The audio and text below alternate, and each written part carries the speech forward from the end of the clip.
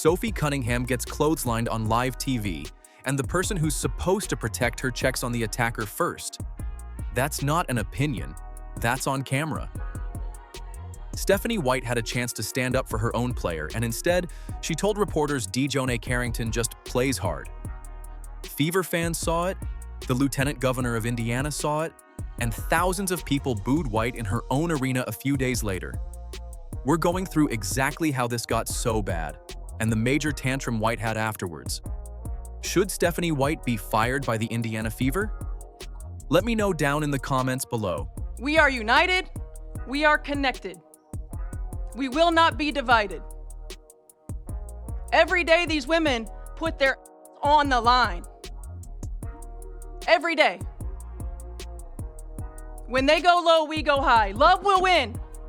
Grace will win. Humility will win. And kindness will win. I stand by them. I will always stand by them. Everybody else can go to hell. Sophie Cunningham drives to the basket on a fast break, and Carrington comes flying in from behind. Her left arm swings up and catches Cunningham right across the face and neck. Cunningham hits the floor hard. The shot still goes in, but nobody's talking about the bucket. The United Center goes quiet for a second, like the whole building is processing what it just saw, and then it explodes because Cunningham pops up ready to fight. Her teammate Michaela Timpson has to physically hold her back from going after Carrington. Face coming down, trying to prevent the layup, but that is just a hard hit. That's definitely going to be upgraded, I think, to a flagrant 2, Ryan. I think that is going to be a flagrant 2. There is wind up, there is follow through, there's potential for injury. Without Sophie question. Cunningham in a vulnerable position in the air. Oh, wow. Yeah, I mean, there's no question why Sophie Cunningham got up and took exception to that hit. The officials huddle up and go to the monitor. Initially, they call it a flagrant 1, which would have meant a couple free throws and everybody moves on. But after the review, they upgrade it to a flagrant 2, which means an automatic ejection. Referee Maj Forsberg explained it afterward, saying the contact was unnecessary and excessive against a player in a vulnerable position. That's the exact language the rulebook uses, and it's not a small distinction.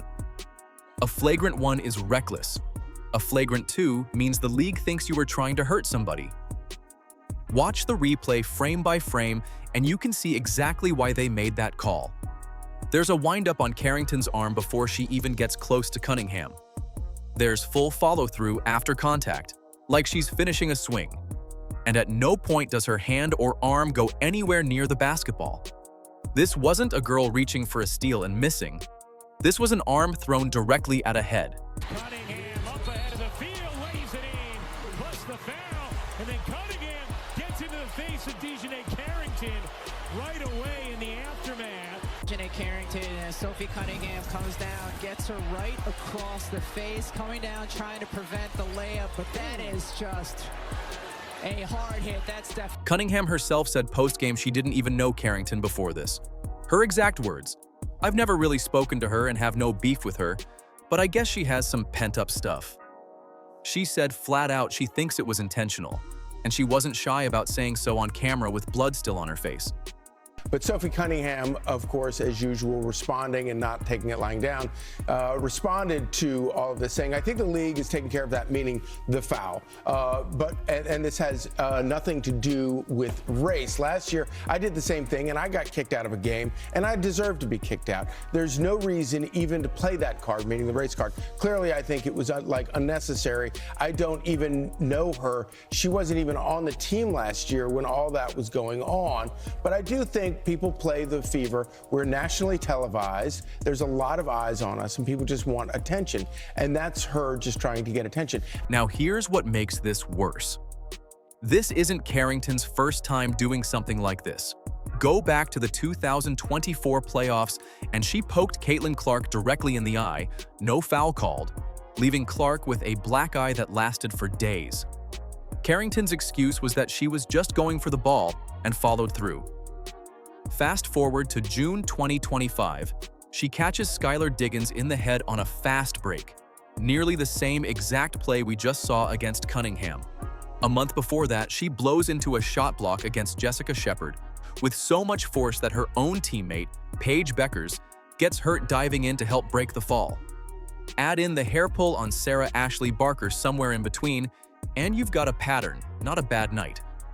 Even Chicago's own fans in the United Center start chanting Cunningham's name after the ejection. Think about that for a second.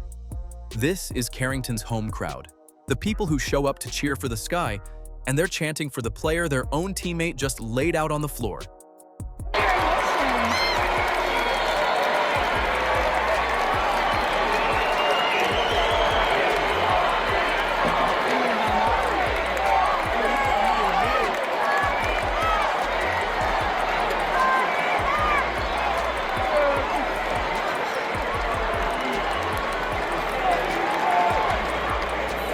Then Carrington gets on social media after the game and turns the whole thing into a conversation about race. Fans who just watched a clothesline foul in HD were in no mood for that spin, and the post landed like gasoline on a fire that was already burning. The flagrant 2 wasn't an overreaction. It was the league finally catching up to a pattern that's been building for 2 years. And Carrington's reaction afterward, instead of owning it, just added fuel. But the ejection isn't even the part of this story that blew everything up. What happened with the head coach afterward is what turned this into a full-blown crisis. Seconds after the ejection, while Cunningham is still on the floor with blood on her mouth, the cameras catch White moving toward the Sky bench. Not toward her own player. She jumps up from the bench, gets involved in the tussle near midcourt, and stares down Carrington. Fans watching live noticed it before anyone said a word about it on air. A head coach's first move after her guard gets clotheslined should be to check on her guard. White's first move was to plant herself near the player who threw the elbow.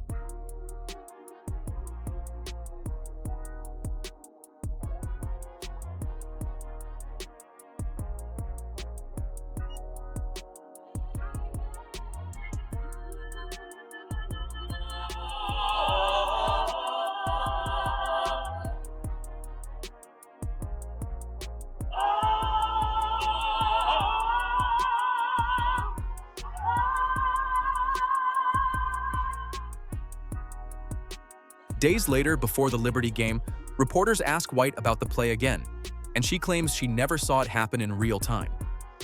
Her exact words: "For those who have anything to say about the play in the last game, I didn't see the play in real time.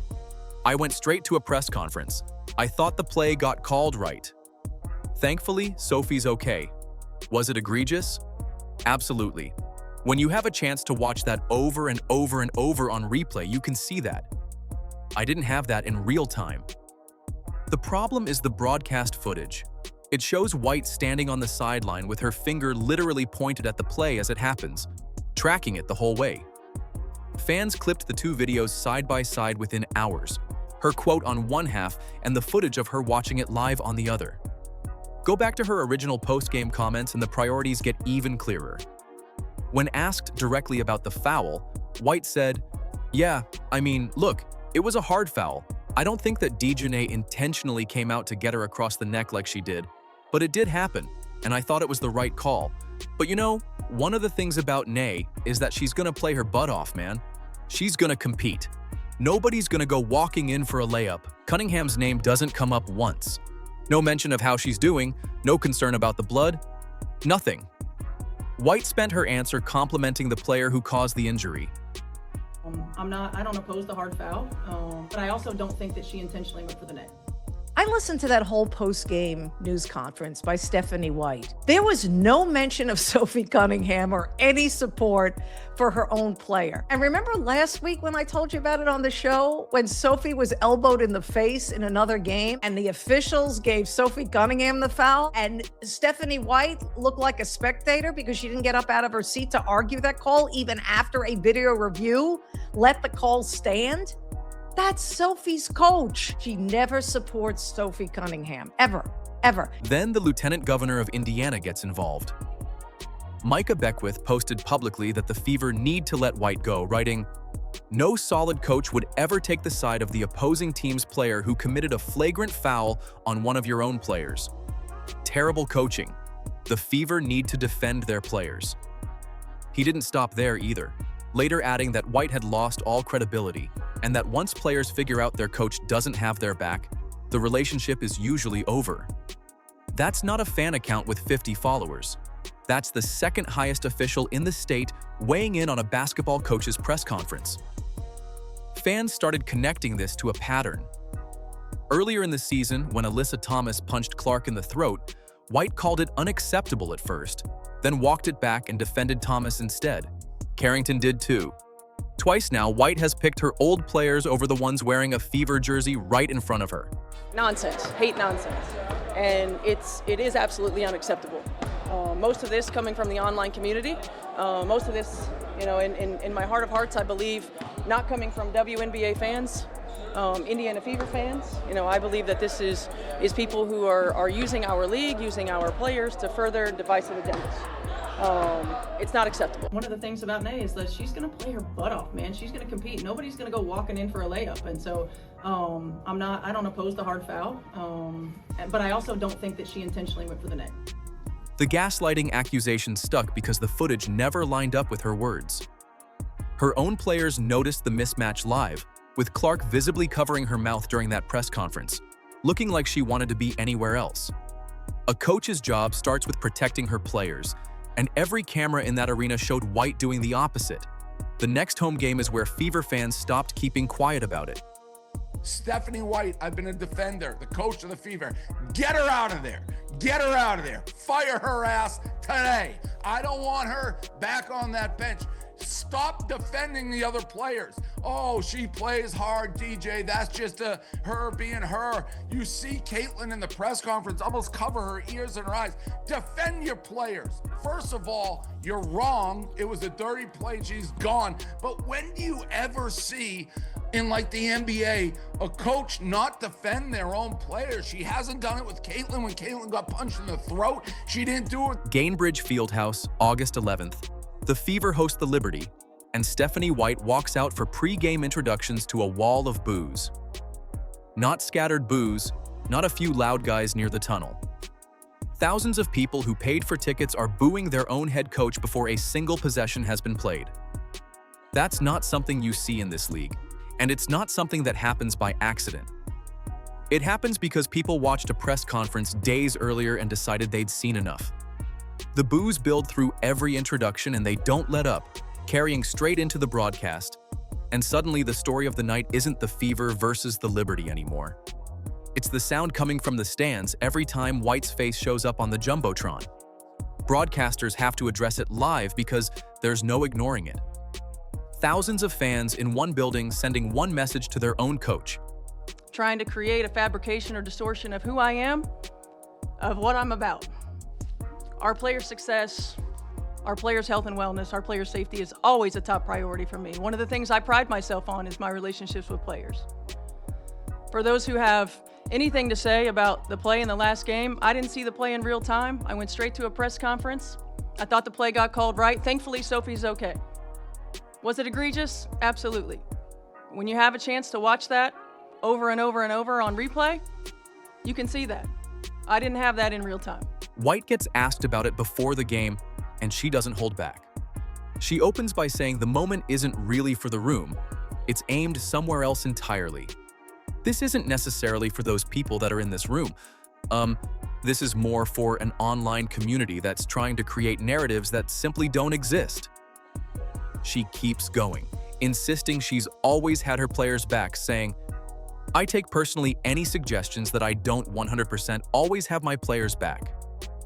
I ride with them 10 toes down all the time. All the time. She calls the criticism hate, fear-mongering, and divisiveness, and says none of it will win. I take personally any suggestions that I don't 100% always have my players' back. I ride with them 10 toes down all the time. All the time. They know that. It's a shame that we can't have an opportunity to talk about what great basketball they're playing. Because they are f***ing playing. The reality is, with me, I will always lead with love. I will always lead with grace. I will always lead with humility. and I will always lead with integrity. Fans pick apart specific lines within minutes. The word outsiders gets clipped and shared everywhere, along with her claim that people are trying to create a fabrication or distortion of who she is. She also repeats her defense from days earlier, insisting again she didn't see the Carrington play live, the same claim that video evidence had already contradicted once. Then she closes with a line that sums up the whole mess. She says she'll always lead with love, always lead with grace, always lead with humility and integrity, and then immediately adds, everybody else can go to hell. Preaching grace and telling your own fan base to go to hell in the same breath doesn't read as calm leadership, it reads as a coach losing her grip on the room. Compare that fire to the energy she had defending Carrington days earlier. Soft, warm, complimentary, calling her a hard competitor who plays her butt off. Fans noticed the gap immediately. She found plenty of conviction for an opposing player who hurt her own guard and saved the anger for the people who pay to watch her team. I'm also human. The hate, the fear-mongering, the divisiveness, the stuff that's trying to hijack our league will not win. It won't win. After the game, reporters turned to Clark and Cunningham and asked them directly about supporting their coach, and the discomfort is obvious before either of them says a word. Clark answers first, and she doesn't dodge it. She says, I think we forget a lot of times like we're human and she has feelings, and adds that there was no way the team was losing that game for White, saying she told her coach that before tip-off. Then Clark addresses the boos directly. I hated that our fans booed her before the game. That made me a little sick, to be honest. She promises the team will ride for her and says none of this is going to tear the locker room apart. Read between those lines and the picture is simple. The franchise player is out here defending a coach who never once, in her own press conference, defended her players first. Cunningham took the hit on the court, and now she's standing next to Clark doing damage control for the person who checked on the wrong team. I don't care if you agree with it or not, you're wrong, but it starts to make me think you care more about the overlying social issues and not pissing off other people in the league and saying men can play in the league, because she's one of those players, coaches, when asked, always is taking the far, left side of it. This isn't politics. Your player got assaulted. Defend your player in the press conference. Be like, yeah, that was a dirty play. She should have hit the showers. She acts like she's the coach of the other team. I don't care if she's the best X's and O's when she's not. Get her the hell out of there. Either defend your players or get lost. So why does this team keep winning when the coaching staff keeps making headlines for all the wrong reasons? Look at the box score from August 8th against Chicago, and the answer is right there. Clark drops 26 points, 11 assists, 4 rebounds, and 2 steals, shooting 5 of 6 from 3. That's her 9th double-double of the year, and the 8th time in her career she's hit 25 points, 10 assists, and 5 threes in the same game. The rest of the entire WNBA has combined for that stat line only 4 times in league history. She's averaging 21.5 points, 8 assists, and 3.9 rebounds a night, shooting 44.6% from the field, and she's doing it while every defense in the league keys on her and every whistle seems to go the other way.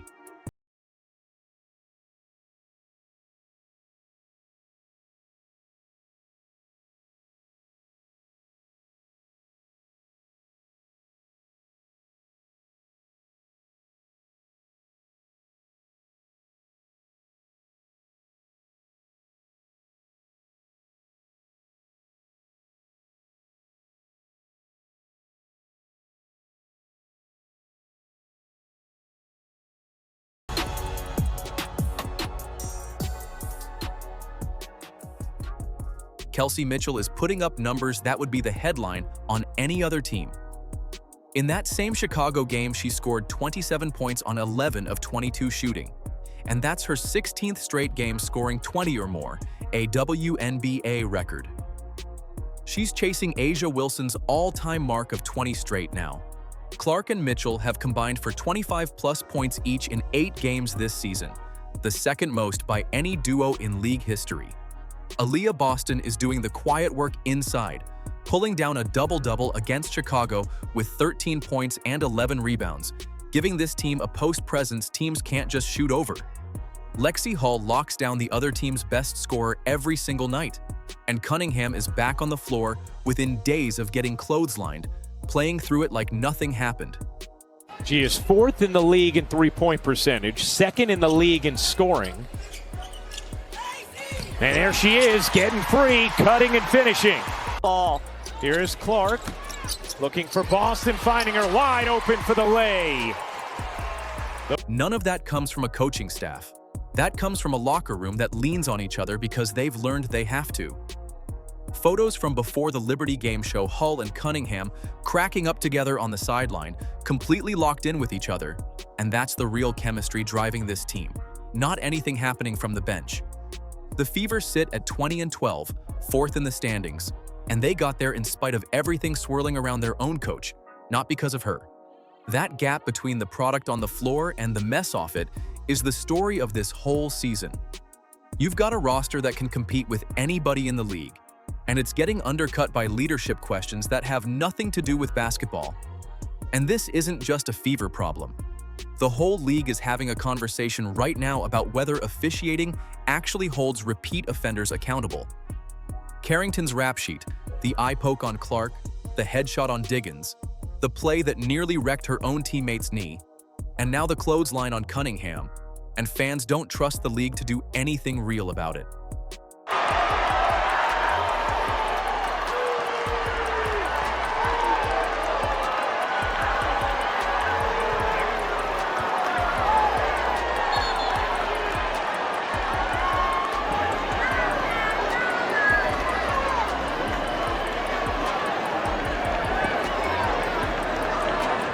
Some will still tell you Carrington just plays physical, hard-nosed defense, and that's just her style.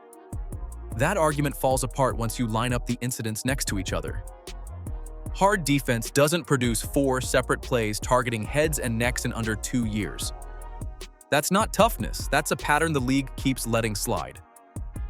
Real accountability means suspensions and fines for dangerous plays, not just rescinding a technical foul after the fact. It means Fever leadership actually saying, on the record, that protecting their players comes before protecting relationships with former players on other rosters. This roster has already proven it can win in spite of the noise. What it hasn't gotten yet is a coach who matches the fight these players already bring every single night. Cunningham took an arm across the face and got back up. White got asked to defend her own player and picked the other team's guard instead. When the boos rained down in her own building, it wasn't the fans overreacting. It was thousands of people who watched the tape and reached the same conclusion. Clark and Cunningham held the locker room together themselves, not the coach. Should Stephanie White be fired by the Indiana Fever? Let me know down in the comments below. And don't forget to like, subscribe, and turn on all notifications as we're bringing you all the action and top stories. Click the video on the screen, and we'll see you in the next one.